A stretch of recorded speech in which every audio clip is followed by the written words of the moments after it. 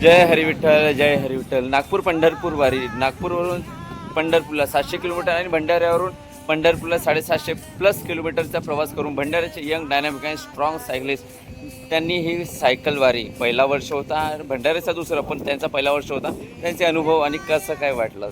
नमस्कार. रामकृष्ण हरी. याआधी पण मी तुम्हाला माझे काही अनुभव सांगितले आहेत, पण हा अनुभव जो आहे, वारीची सुरुवात, वारी ही माझी पहिली वारी आहे. 5 वर्षापासून ही वारी सुरू आहे. मला चान्स मिळाला, मी पहिल्यांदा या वारीला आलो आहे.